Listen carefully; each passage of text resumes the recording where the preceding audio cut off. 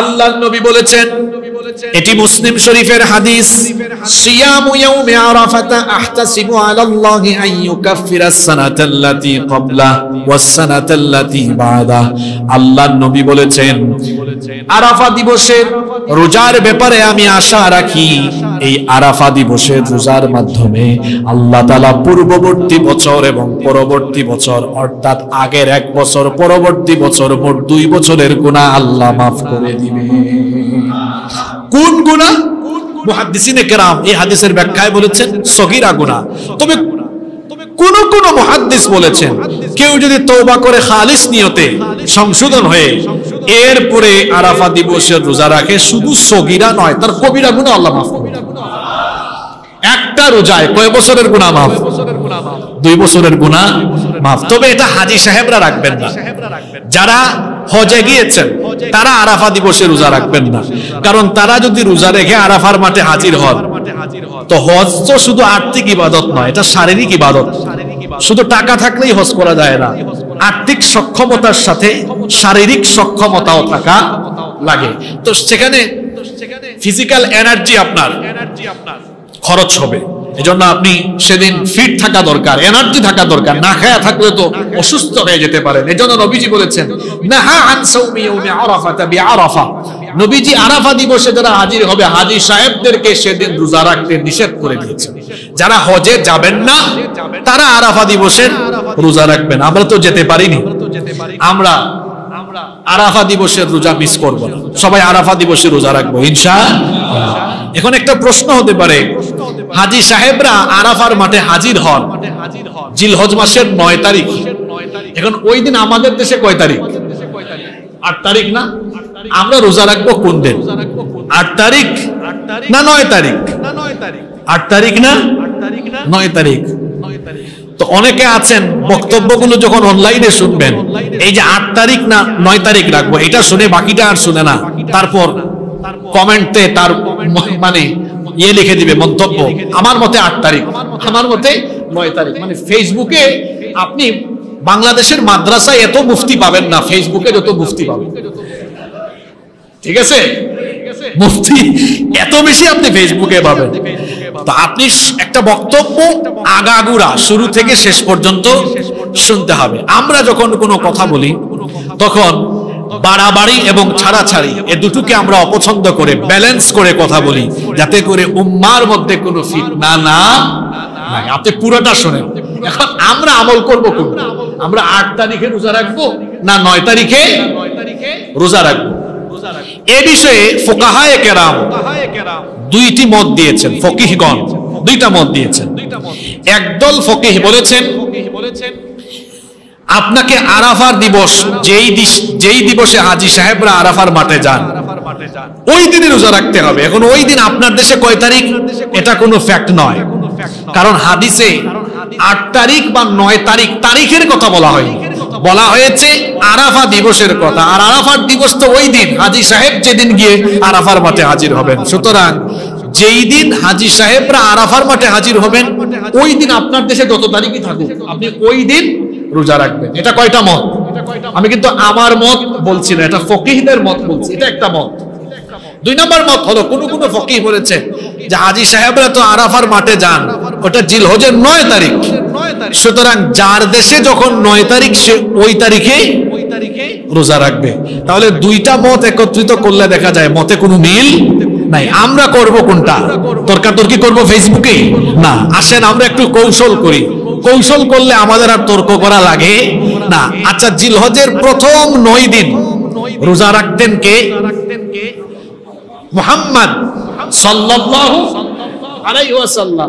আমি যদি প্রথম 9 দিনই রোজা রেখে ফেলি তাইলে কি আরাফা দিবস আমারে থুইয়া অন্য কোনো দিকে যাইতে পারবে? কথা বলেন। আচ্ছা, এরপরে যদি আমার ব্যস্ততার কারণে না রাখতে পারি তাহলে অন্তত এক কাজ করি, 8 তারিখ 9 তারিখ রোজা রাখি, কারণ নবীজির সুন্নত তাই হইল। তাহলে 8 9 2 দিনই রোজা রাখলে যে 2 দল মতানৈক্য করেছেন, 2 মত দিয়েছেন, 2 মতের উপরে আমল হয়ে গেল, পাশাপাশি আরাফা দিবসের সওয়াব থেকেও বঞ্চিত হওয়ার কোনো সুযোগ রইল।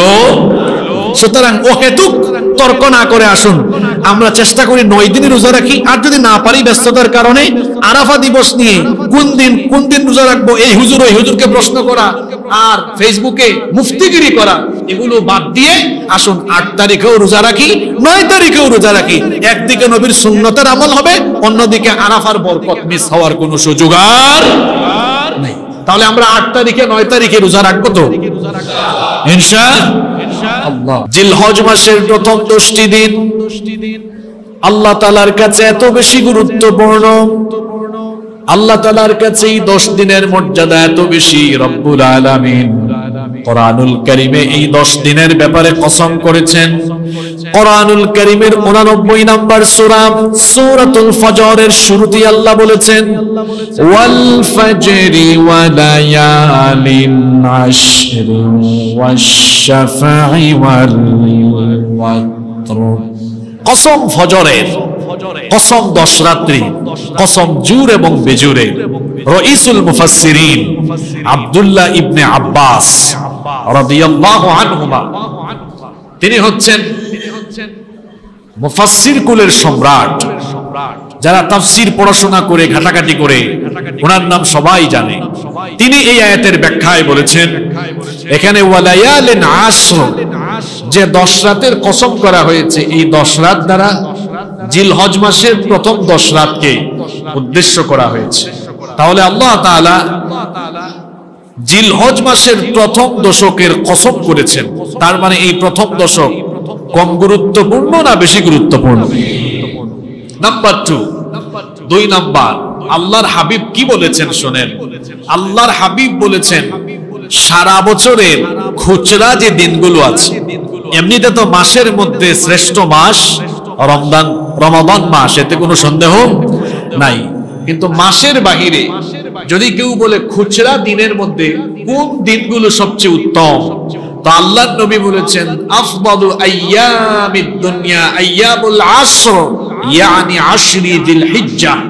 আল্লাহর নবী বলেছেন জিলহজের প্রথম দশকের 10 দিন হলো দুনিয়ার সেরা দিন। জিলহজের প্রথম দশকের দিনগুলো হলো দুনিয়ার শ্রেষ্ঠ দিন। নাম্বার 3 নাম্বার হচ্ছে বুখারী শরীফের বিখ্যাত ব্যাখ্যা গ্রন্থ ফাতহুল বারী এর রচয়িতা আল্লামা ইমাম ইবনে হাজার আসকালানী রাহিমাহুল্লাহ তিনি বলছেন যে জিলহজের প্রথম দশকে ইসলামের মৌলিক ইবাদতের সমাবেশ ঘটেছে, মিলন ঘটেছে। কিরকম? আচ্ছা বলেন তো, নামাজ, রোজা, যাকাত, সালাত, সিয়াম, যাকাত আপনি সারা বছর আদায় করার সুযোগ আছে না নাই? সালাত সারা বছর আদায় করছেন, যাকাত বছরের যে কোনো সময়ে দিতে পারবেন, সওম রমজান মাস ছাড়াও নিষিদ্ধ দিনগুলো ব্যতীত সারা বছর নফল রোজা রাখতে পারবেন। কিন্তু হজ, এই জিলহজ মাস ছাড়া বছরের অন্য কোন মাসে কি হজ আদায় করা যায়? বলেন যায়? ইবনে হাজার আসকালানী রাহিমাহুল্লাহ তিনি বলছেন জিলহজের প্রথম 10 দিন এটা এত গুরুত্বপূর্ণ, সালাত, সিয়াম, যাকাত, হজ, ইসলামের সব মৌলিক ইবাদতের মিলন ঘটেছে এই দশকে এসে। সুবহানাল্লাহ। নাম্বার 4 4 নাম্বার এই দশকেই রয়েছে বছরের সেরা শ্রেষ্ঠ দিন আরাফার দিন। সুবহানাল্লাহ। আরাফার দিন হচ্ছে সারা বছরের শ্রেষ্ঠ দিন। আর সারা বছরের শ্রেষ্ঠ রাত কোনটা? শবে বরাত নাকি লাইলাতুল কদর? লাইলাতুল। আর সারা বছরের শ্রেষ্ঠ দিন কোন দিন? আরাফার দিনের বিশেষ কিছু বিশেষত্ব আছে। আরাফার দিবস সারা বছরের শ্রেষ্ঠ দিন, কারণ হলো আরাফার দিবসে রব্বুল আলামিন ইসলামকে কমপ্লিট একটি জীবন ব্যবস্থা হিসেবে ঘোষণা দিয়েছেন। আরাফার দিবসে আল্লাহ তাআলা ইসলামের নেয়ামতকে পরিপূর্ণ করেছেন। বিদায় হজের দিনে, বিদায় হজের ভাষণ দেওয়ার পরে আল্লাহ তাআলা আয়াত নাজিল করে জানিয়ে দিয়েছেন আজকের এই দিনে আমি আপনার উপরে আপনার উম্মতের জন্য ইসলামের বিধানকে আমি কমপ্লিট করে দিলাম। আল্লাহ তাআলা বিদায় হজের দিন সন্ধ্যাবেলায় বিদায় হজের ভাষণের পরে এই আয়াত আল্লাহ নাযিল করেছিলেন। কোরআনুল কারীমের 5 নম্বর সূরা সূরাতুল মাইদা এর 3 নম্বর আয়াতের শেষের দিকে আল্লাহ বলছেন, আল ইয়াউমা আকমালতু লাকুম দীনাকুম ওয়া আতমামতু আলাইকুম নি'মাতি ওয়া রাদিতু লাকুমুল ইসলাম দীনা। আজ আমি তোমাদের জন্য তোমাদের দিনকে পরিপূর্ণ করে দিলাম, তোমাদের উপরে আমার নিয়ামতকে পরিপূর্ণ করলাম, আর ইসলামকে তোমাদের জন্য একমাত্র জীবন বিধান হিসাবে আমি খুশি হয়ে মনোনীত করে দিলাম। সুবহানাল্লাহ। এই আয়াত নাজিল হয়েছে কোন দিনে? জোরে বলেন। আরাফার দিনে। ইহুদিরা একবার ওমর রাদিয়াল্লাহু আনহুর কাছে এসে বলছে, ওমর, তোমাদের কোরআনে একটা আয়াত আছে, এটা যদি আল্লাহ তোমাদের উপরে নাজিল না করে ইহুদিদের উপর নাজিল করতেন, আমাদেরকে দিতেন, ওই দিনকে আমরা ঈদের দিন বানাতাম। তখন ওমর রাদিয়াল্লাহু আনহু বললেন, ইহুদি শোনো, আমরা ঈদের দিন বানানো লাগবে না, এটা অটোমেটিক ঈদের দিন হয়ে আছে। কারণ নবীজি বিদায় হজের ভাষণ দিয়েছিলেন, ওই দিনটা ছিল জুমার দিন, আর জুমার দিনকে আল্লাহ এমনিতেই আমাদের জন্য সাপ্তাহিক ঈদের দিন বানিয়ে দিয়েছেন। সুবহানাল্লাহ। তাহলে নবীজি বিদায় হজের ভাষণ দিয়েছেন যেদিন, ওই দিনটা ছিল কোন দিন? জুমার দিন। ওই দিনটা ছিল জুমার দিন। আরাফাত দিবসের অনেক বিশেষত্ব আছে। এই দিনে ইসলামকে ফুলফিল করা হয়েছে। এরপরে আরাফাত দিবসের আরো বিশেষ মর্যাদা আছে। এই দিনে আল্লাহ এত সংখ্যক পাপী তাপীদেরকে মুক্তি দেন, নাজাত দেন। বছরের অন্য সময় এত সংখ্যক পাপী তাপীকে আল্লাহ মাফ করেন না। আল্লাহর হাবিব বলেছেন, এই হাদিসটি মুসলিম শরীফের মধ্যে বর্ণিত হয়েছে। হাদিস বর্ণনাকারী সাহাবী হচ্ছেন আমাদের মা উম্মুল মুমিনিন আয়েশা রাদিয়াল্লাহু আনহা।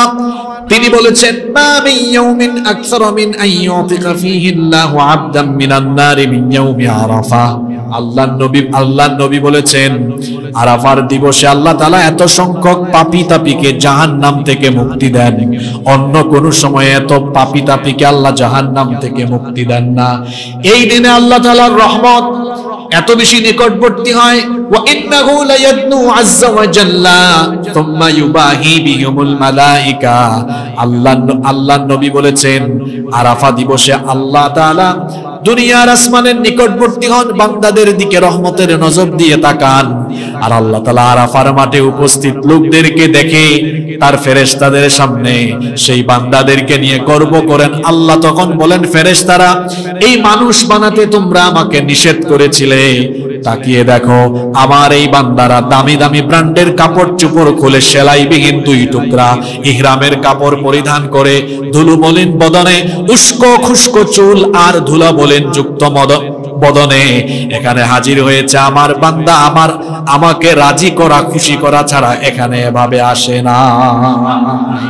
একটাই উদ্দেশ্য, আমাকে খুশি করা আর আমার রহমত পাওয়া। দেখ ফেরেশতারা, এই মানুষ বানাতে আমাকে নিষেধ দিয়েছিলে, অথচ এরাই এখন আমার আনুগত্য করছে। সুবহানাল্লাহ। এটা কোন দিন? আরাফার দিন।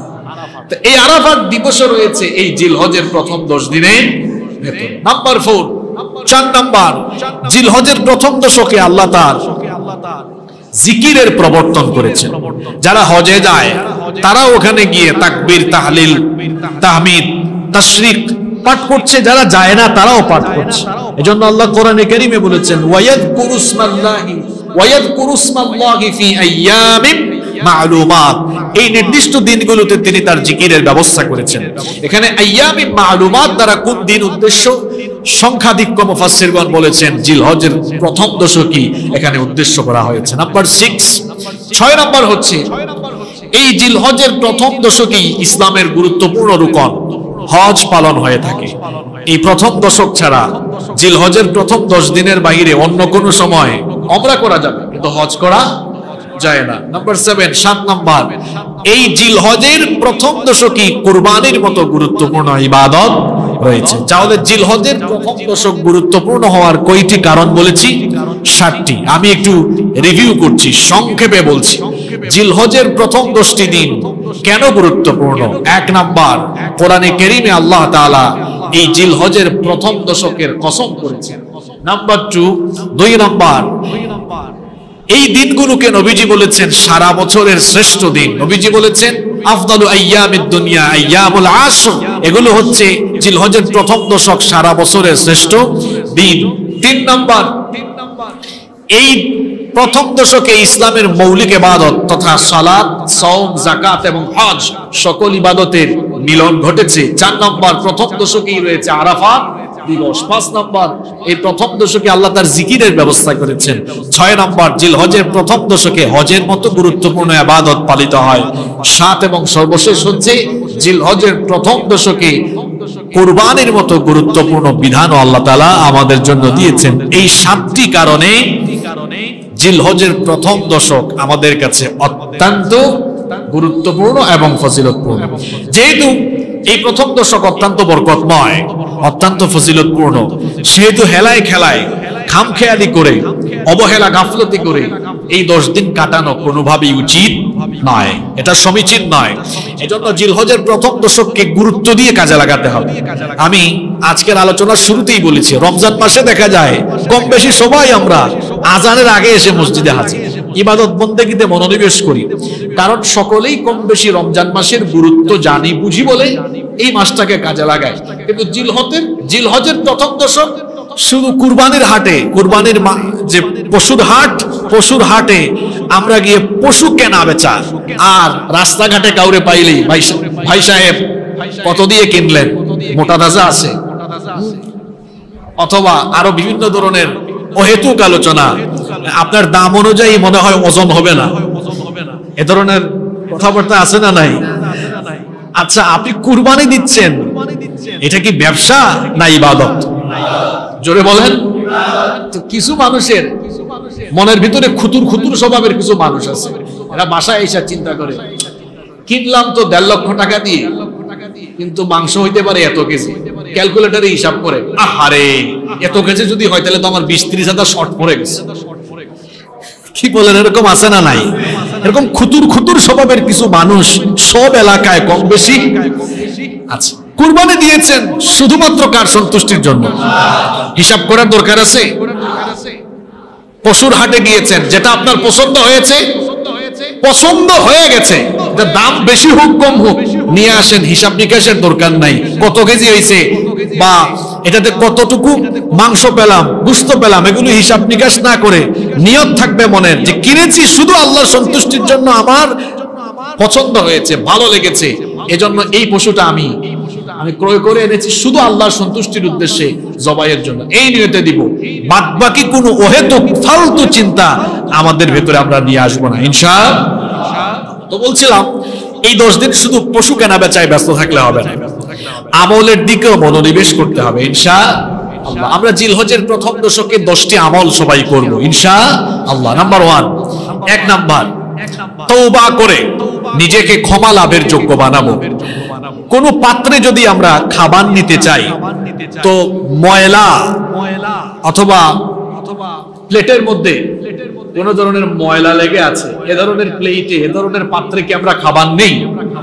প্রথমে আমরা সেটাকে ধৌত করে পরিষ্কার করে এটাকে খাবার নেওয়ার উপযোগী বানাই, এটাতে খাবার রাখার উপযোগী আমরা বানাই। যেভাবে একটা অপরিচ্ছন্ন প্লেটে খাবার রাখি না, এটাকে পরিষ্কার করে আমরা খাবার রাখার মতো উপযোগী করি, তেমনি আমাদের এই কলুষমুক্ত পাপযুক্ত এই অন্তর, এই নফসকে ক্ষমা লাভের যোগ্য বানাতে হলে এটাকেও আগে ধুয়ে মুছে সাফ করতে হবে।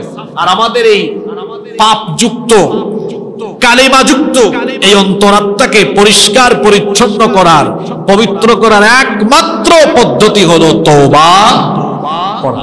আপনি পাপ করলে, আপনি কোনো অপরাধ করলে দেখা যাবে সবাই আপনার থেকে মুখ ফিরিয়ে দিচ্ছে। আপনার পরিবার, সমাজ, এমন অপরাধ আছে, পরিবার, সমাজ, রাষ্ট্র, কেউ আপনার পাশে থাকে না, আপনার থেকে মুখ ফিরায় নেয়। কিন্তু আল্লাহ তাআলা এমন দয়াবান, আপনি যতই গুনাহ করেন না কেন, আপনি যদি তওবার মাধ্যমে আল্লাহ তাআলার রহমতের আশা করেন, তাহলে আল্লাহ তাআলা আপনার তওবা কবুল করে সব অপরাধ মাফ করে দিবেন। সুবহানাল্লাহ। দুনিয়ার মানুষ অপরাধীকে শাস্তি দেয়, তার থেকে মুখ ফিরায় নেয়। আর আল্লাহ অপরাধী থেকে মুখ ফিরান না, আল্লাহ অপেক্ষা করেন, দেখি আমার বান্দা আমার কাছে আসে কিনা, আসলে মাফ করে দিন। সুবহানাল্লাহ। তাই জন্য এই জিলহজের প্রথম দশকে আপনি নিজেকে ক্ষমা লাভের যোগ্য বানান। আর নিজেকে ক্ষমা লাভের যোগ্য বানাতে হলে তওবা করে নিজেকে আগে ক্ষমা লাভের উপযোগী বানাতে হবে। রাসূল সাল্লাল্লাহু আলাইহি ওয়াসাল্লাম প্রত্যেকদিন তওবা ইস্তেগফার করতেন কয়বার করতেন? এক হাদিসে এসেছে 70 বারের বেশি, আরেক হাদিসে এসেছে 100 বার। তো আমাদের প্রিয় নবী সাল্লাল্লাহু আলাইহি ওয়াসাল্লাম প্রতিদিন তওবা ইস্তেগফার করতেন 100 বার। আমরা করি কয়বার?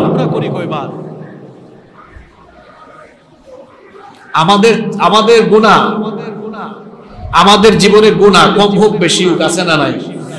কিন্তু আমাদের প্রিয় নবীজির জীবনে গুনাহের কোনো দাগ আছে? কোনো পাপ আছে? যিনি মাসুম, যার জীবনে কোনো গুনাহই নাই, পবিত্র, যার জীবনে কোনো পাপের ছিটা ফোঁটাও নাই, সেই মহামানব, সেই মহানবী মুহাম্মদুর রাসূলুল্লাহ সাল্লাল্লাহু আলাইহি ওয়াসাল্লাম প্রতিদিন তওবা ইস্তেগফার করেছেন 100 বার।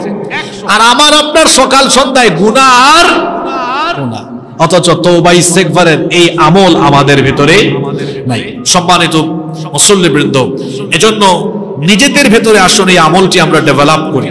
প্রতিদিন আমরা 100 বার ইস্তেগফার করে নবীজির এই সুন্নতের উপর আমল করি।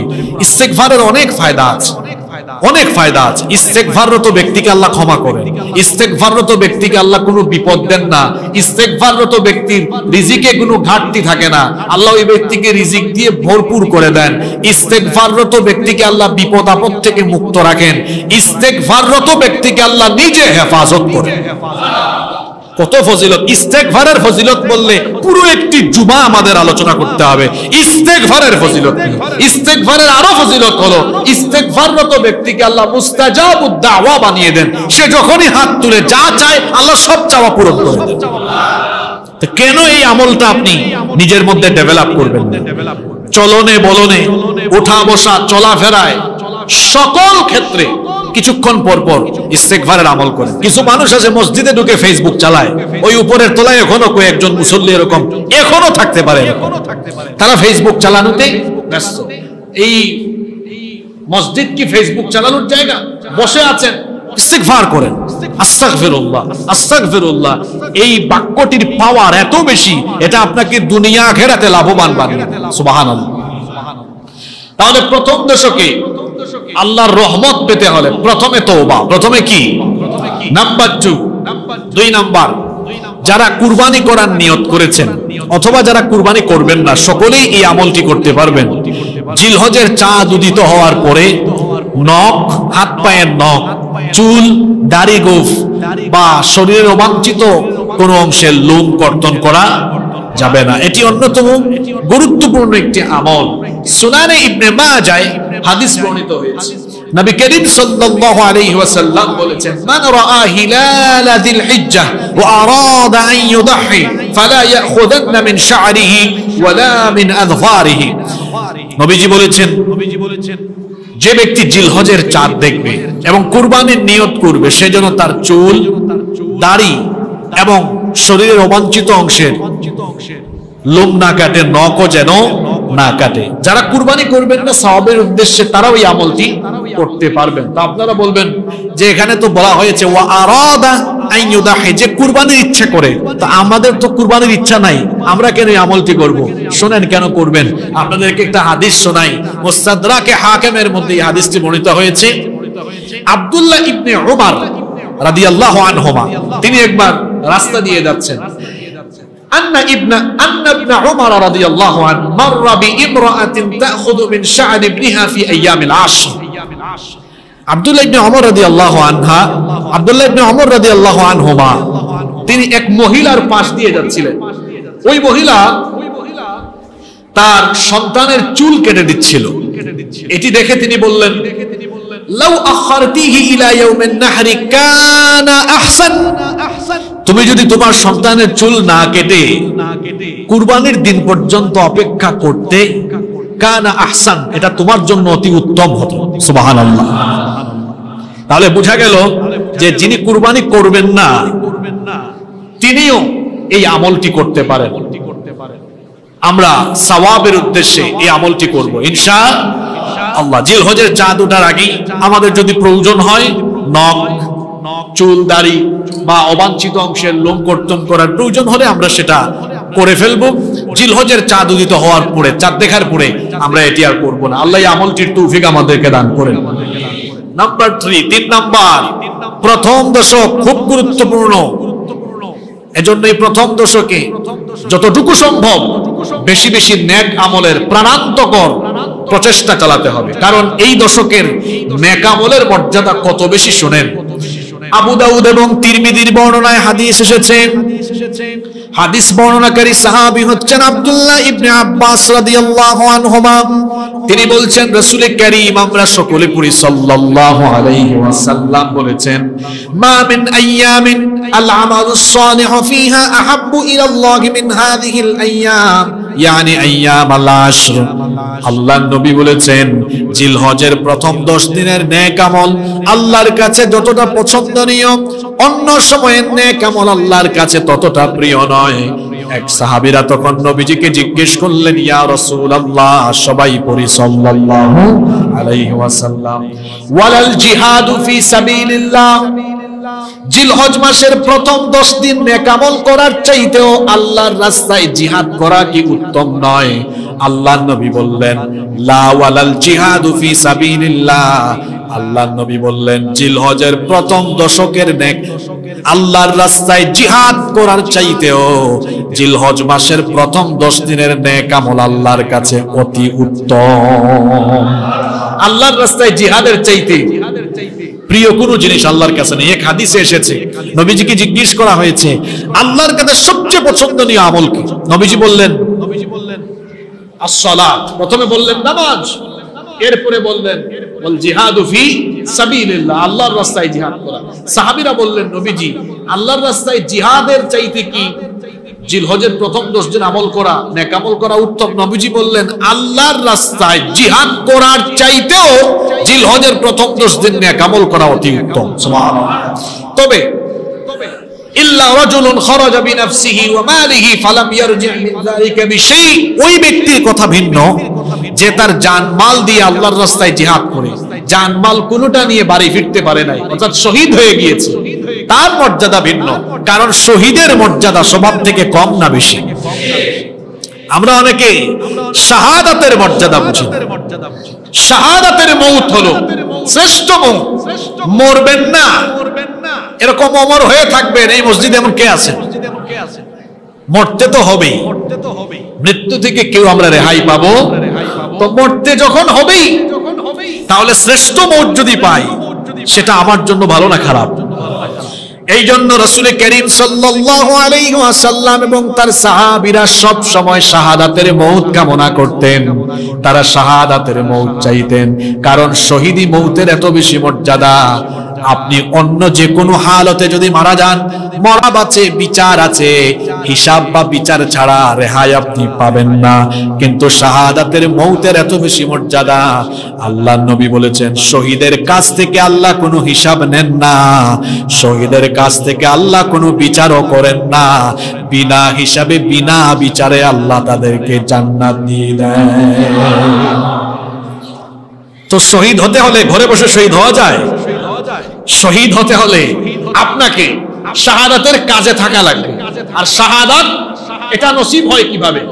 ইসলাম বিরোধীদের মোকাবেলায় ইসলামকে প্রতিষ্ঠার কাজে যিনি থাকবেন তার শহীদ হওয়ার সুযোগ আছে।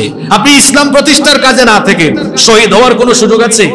আপনি ইসলামের পক্ষে কথা বলবেন, ইসলাম বিরোধীরা এতে আপনাকে হুমকি ধামকি দিবে, জেলখানায় নিয়ে রাখবে, প্রয়োজনে ইসলামের কথা বলার কারণে আপনাকে ফাঁসি দিয়ে মেরে ফেলবে। তাহলে বোঝা গেল ইসলামের পক্ষে কথা বললে শহীদ হওয়ার সুযোগ আছে, কিন্তু জান বাঁচানোর মতো কাজ করে চললে শহীদ হওয়ার কোনো সুযোগ।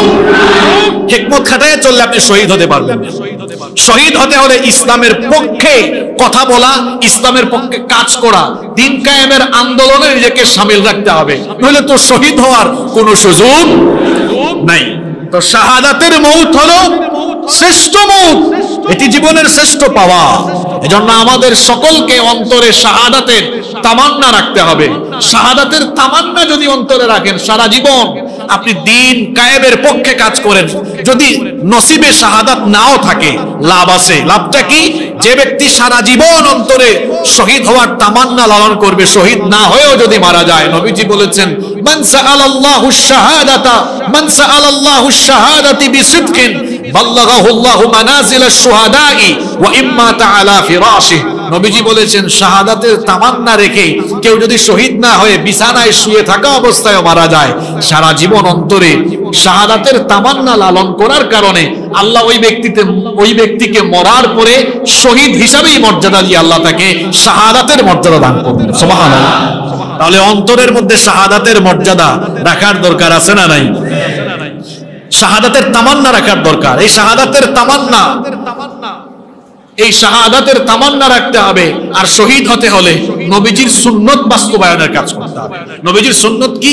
শুধু কদু খাওয়া, লাউ খাওয়া, চোখে সুরমা লাগানো, খাবার শেষে মিষ্টি খাওয়া, হ্যাঁ এগুলোও সুন্নত, এগুলোও গুরুত্বপূর্ণ।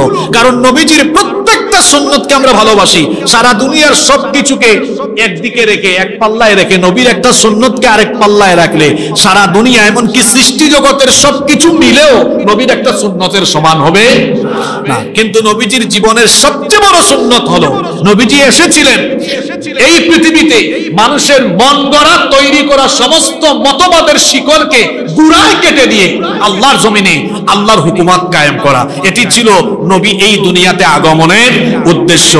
এই বিষয়ে সবাইকে এক হয়ে যেতে হবে। এক হয়ে যে কাজ করলে তখনই আপনার শহীদ হওয়ার রাস্তা খোলা হবে। তাহলে শাহাদাতের মউতের তামান্না আমাদের ভেতরে আছে তো? আল্লাহ আমাদেরকে কবুল করেন। তাহলে জিলহজের প্রথম দশকে নেক আমল আল্লাহর রাস্তায় জিহাদের চাইতেও উত্তম। তাহলে এই দশকে আমরা বেশি বেশি নেক আমল করব, দৈনিক এবং মৌলিক সকল ইবাদতগুলো আমরা করব। দৈনিক ইবাদত কি?